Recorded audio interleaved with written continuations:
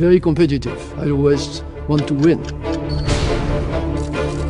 The success of my group is based on a combination of creativity and organization. Today, Louis Vuitton is by far the largest and number one luxury brand in the world. Every competitor is trying to imitate. I think they are not successful, but they try.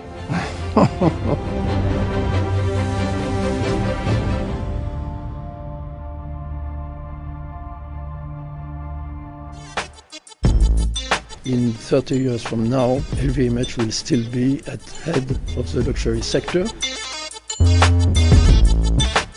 LVMH is today just at the beginning, in spite of its size. Our business model is based on creativity, innovation, and quality. There aren't very many people in the world who can do what he's done. In life, he is exactly the opposite what people think he is. We're dealing with one of the most successful people in the world, one of the great taste makers in the world, somebody with the great vision, somebody with a great eye. He's always thinking about the future, not only about the iconic titles, brands that he has. People who don't know him have a completely different idea of the people who know him. He's one of the wealthiest people in the world, and his wealth was accomplished in a single generation. LVMH is comprised of 70 different brands divided into 6 different sectors. It covers everything from the highest end perfumes and wines to the best leather goods in the world. In the 90s, I had the idea of a luxury group. And at the time, I was very much criticized for it. I remember people telling me it does not make sense to put together so many brands. You know the brands. It's Givenchy, it's Fendi, it's even Thomas Pink, Sephora. Sephora, he again was completely ahead of the game. I remember when it first opened and everyone said he was crazy and it was never going to work. He recognized that there would be a taste for luxury goods and frankly an ability to pay for them. Bernard Arnault is the architect that brought them all together under one house. And it was a success. It is a recognized success. When I was a child, I was always trying to have fun. I was always, what we say in French, dissipé in school, even if I was not bad at school, but I like fun. When I was young, I was living by my grandmother because my grandfather died in 1959. And I saw my grandmother very sad. And so I said one day to my father and my mother, okay, I cannot leave her alone because I liked her a lot, so I'm going to live with her. And I went on the other side of the street, so it's not very far. And she was extremely, extremely helpful. I met him back in 1979 in Lille, in the north of France. He had recently joined his father's company, and I was still studying. I was in my last year of college, and I interned with him, actually with his father and him. Both were at the company at that time. My grandfather founded a company in the north of France. Then my father ran the company, and I was always in contact with them. I was always very interested, and I never thought of doing anything else. He started out as a civil engineer. He worked for his family's construction company. And my father was really exceptional because he always gave me the sense of business. And when I arrived in the business with him, after 3 years, he told me, "Say, Guy, I think you are able to run the business, so let's do it." And he gave me the key. I was 25, and I was running. It was a small business, only 1,000 people, but it was risky for him because it's a business he built over his entire life. By his mid-20s, he was making some pretty big changes. He wanted to move out of construction and manufacturing and into real estate. And he was getting ready to invest in America, which was very unusual for a small real estate development company in France. France was very conservative at that time. You didn't do that, especially at his age. He was still in his 20s. And it was very unusual for somebody of his age to take those types of decisions. When we grew up, he was actually not in luxury, he was in real estate. It was really something incredible to witness, to see this incredible ascension. He started looking for gems, for things that were undervalued, even outside of what his company had done previously. I was looking at several ideas and I hit Christian Dior, and immediately I thought this brand has a lot of potential.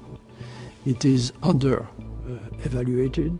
It is small compared to what I thought the world was going to become, and so I moved to buy it. Dior was a jolie madame house, you know, that nice French ladies wore to lunch, and it was not in any way creating fashion, making fashion. There was no excitement around it. It was very staid and very safe. He's an extremely creative French entrepreneur who built the largest and best luxury brand in the world. He was a complete visionary. He saw things that nobody else saw. He saw the increase of wealth in the world. We try to build a large business with our partners with one criteria: the best quality and the most elitist product in every line that we are selling throughout the world. It was a risky move at the time because it was much bigger than the company of my father, but starting from that, we built the LVMH today. Bernard Arnault is the most talked about man in the fashion world today. Dior itself does over $1 billion a year. He does wonders with mergers and acquisitions. When I was 10 or 11 years old, I understood that something was going on. You know, when you start seeing your father's face on TV and in the newspapers, when you also have people of 11 or 12 years old speaking to you about your own father, saying, oh, I hear he's incredible and a genius. So that's how it happens, actually. And so quite early on, we understood that something was going on. If there is something he wants you to be aware of, he doesn't beat around the bushes. He'll be very, very straightforward. He invested in an unbelievable way, and the numbers came back the way he expected.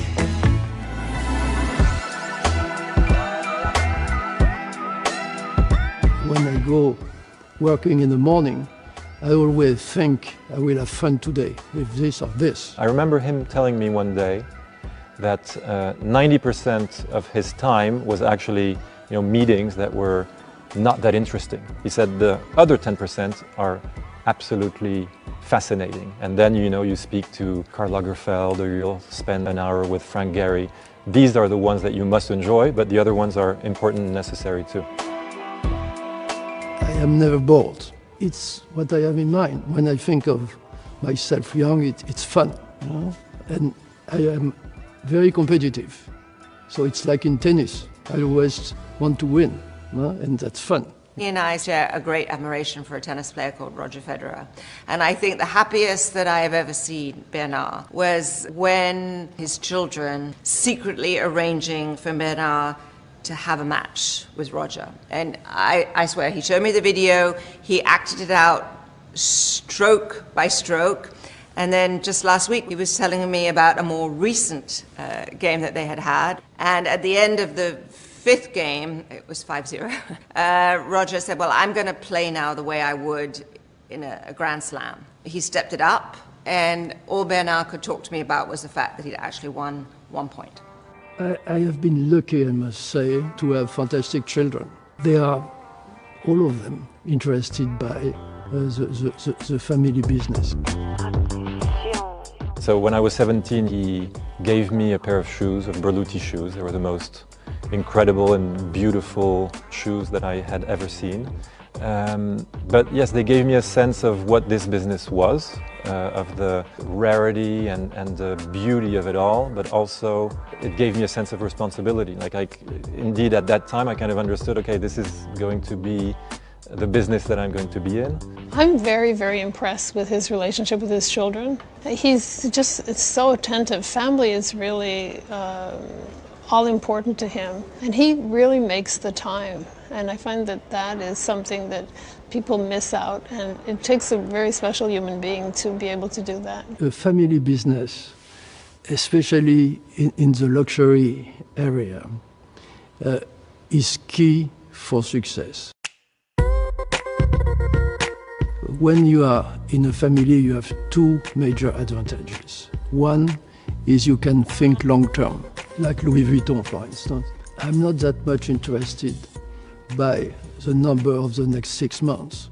What I am interested in is that the desire for the brand will be the same in 10 years as it is today. The second advantage of being a family business is to hire people. Because when people come to LVMH, they do not come in a group with some anonymity. They come in a family. You are not just a little person in a big thing. You are a member of the family and you will be taken care of as such. Many of these luxury houses, many of these luxury companies began as family businesses. Luxury by definition has heritage. It has legacy. And that's what you find in the consistency of a family. To have the empire he has based upon talent and good management skills, but with very creative people who themselves probably think they're the best in the world at what they do, and in many cases they're right. And somehow he's able to get those people to work collaboratively and organize them and work for him, which is saying a lot. He never ceases to surprise me with his risk-taking and his ability to understand how important the creative force is at every house, that without that you can have the most brilliant CEOs in the world, you can have incredible marketing, you have a brilliant strategy, but without a driving force behind each brand, that you have nothing. A lot of people see him as a great financier, great strategic mind in terms of how to build an empire. That's not at all how he thinks. In my opinion. I think his big strength is actually to speak to creative people and to make them thrive under his management. It's not to create profit or create more revenue or double the size of the business. I know that's the consequence and that's usually what happens, but his real talent is with creative minds. You know, the success of the group is made of the quality of the product. And the quality of the product is a consequence of the extraordinary craftsmen and women that are working with us. We have a large campaign of hiring young people that sometimes are not really thinking of becoming craftsmen or craftswomen. But once we have given them the idea and once we train them, we have a rate of success which is near 90%. And it's very rewarding for us to see these young people being so proud. He's developed that long tradition of quality and craftsmanship, but he also adapts, and he adapts to the different generations. You could think of Arnault as a merchant, but he's also thinking of just the tectonic plates and the shifts in the world. I always try to think of what can we bring to a brand. If we are looking at buying a brand, what can the brand be, how can it be improved? Also, does it fit with the other brands? Most of the time it is a competitor, but does it fill a niche where we could see we are not very much present. And when that happened, I must say we can move. It takes a certain amount of courage to stand against the tide. There were a lot of naysayers. He was paying full prices for things that weren't close to what other people would want, and other people scoffed that he would ever realize value or earn anything from the prices that he was paying. I met him when the Fendi takeover was in the air. There were other people who wanted Fendi too, but when I met him, I said to myself, this one and nobody else. And I was right. He invested in an unbelievable way, and the numbers came back the way he expected. I am close to many of my businesses, but the one I have for the longest period of time is Christian Dior, followed by Louis Vuitton. So maybe these are the two I am the closest. He knows what he wants for his brands. He manages to explain it quite clearly, and if the result doesn't correspond to what he wants, well, he will very politely but quite clearly throw campaigns away and have everybody rework. Well, Bernard is a fascinating man. He's reserved, but also very direct and very clear. If there's something he wants you to be aware of, he doesn't beat around the bushes. He'll be very, very straightforward. It's one thing to identify a moment in time and to have your taste and your vision collide with what the world would want at that moment in time. But he's been successful over a lot of moments, over a very long period of time, across the world. I am lucky to have met Steve Jobs at the beginning of the 2000.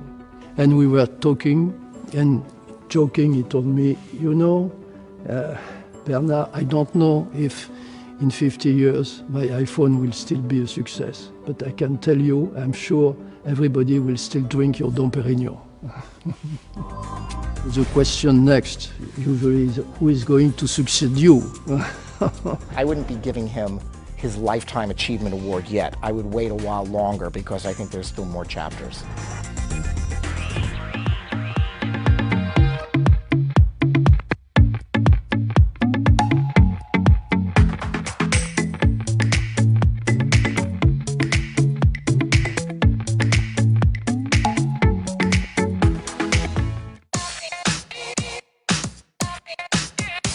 LVMH Prize is oriented to find the most talented young designer. I think if you look at the success of the LVMH Fashion Prize, which was started by his daughter Delphine a number of years ago, I think he really started that as a garden, if you like, to discover new talent. That was a genius idea. You have to apply on the internet. You have to have less than 35 years of age, and you have to have already presented 2 shows. And we were astonished at the beginning with the number of applicants. And we select 10 among these thousands of applicants, and then the 10 are in fact meeting here with their project. And these projects are submitted to some of the best experienced designers, like Karl Lagerfeld, Nicolas Ghesquière. Certainly, Delphine and Bernard will ask me what I think, but in the end, the decision about who the winners will be are made by a team of LVMH designers, starting with Karl Lagerfeld. So I think they're certainly far more qualified than I would be to pick a winner. This year there will be changes because some people left, other people came, because there are many musical chairs in the fashion world, except me. Huh? And it's always very interesting to see these young designers showing their products and defending their ideas, their creative ideas.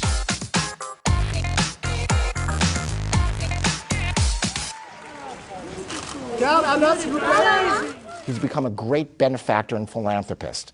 And of course, Foundation Louis Vuitton and the museum is just one example of it, just the most famous example at the moment.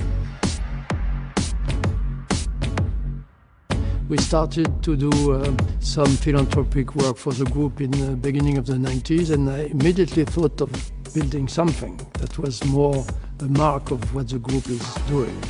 And then, at the end of the 90s, beginning of 2000, I met Frank. My first encounter with this museum is he and his wife brought me to the Jardin d'Acclimatation, and when I realized where he was bringing me, it brought tears to my eyes because I felt like Proust was here. A few months later, he sent me a sketch of his first vision.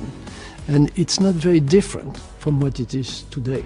I thought it's extremely creative, and I asked for him to give me more details. So we designed a museum that's solid walls, and then we enclosed that in another envelope of glass. And the glass was not to enclose interior, it was just like sails. And I talked about it like a sailboat, like a regatta of sails. So we started to build, and then we had to stop, and then to restart building. And all in all, it took me 10 years. Today I looked at it and felt very proud to be part of this place. The foundation was a great gift on behalf of Bernard Arnault and his family to Paris. When you think of cultural institutions in Paris, it's been a long time since a new one was built. And I think it was a shot of vitality in the city of Paris.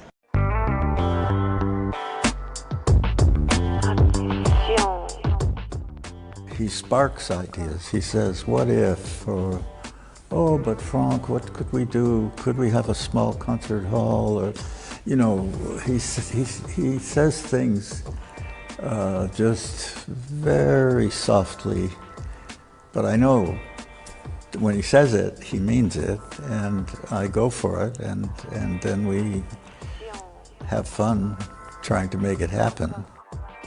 I can't say how much I love working with him. He's a dreamer. He dreams big dreams. And then he has the guts to go after those dreams. Sometimes I try to tell him the dream's too big, but of course he's always right. The dreams are never big enough. He does not compromise on quality. He doesn't compromise on the quality of execution. He doesn't compromise on commitment.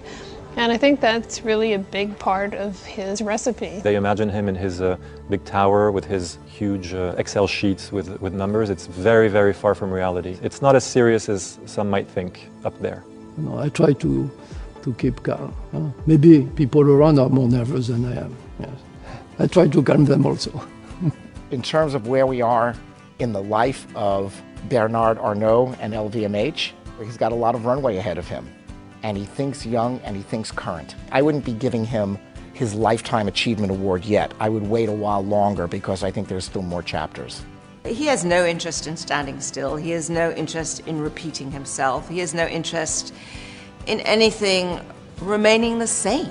He is a man that is intrigued by what can happen, not by what has happened. I admire him. I like to be with him. I like to be with his family, and that's all I can say. He continues to, arrive at the office early in the morning, to leave often almost the last one in the evening, and he just enjoys it. He likes managing people, taking decisions, important ones, difficult ones sometimes. Because the question next usually is who is going to succeed you? But the question for me is the best in terms of management capacity will be chosen in the future, not because he is a member of the family, but as I said, the group as a whole is a family, and so we will choose in the family who is the best. But I think I will be there for some years.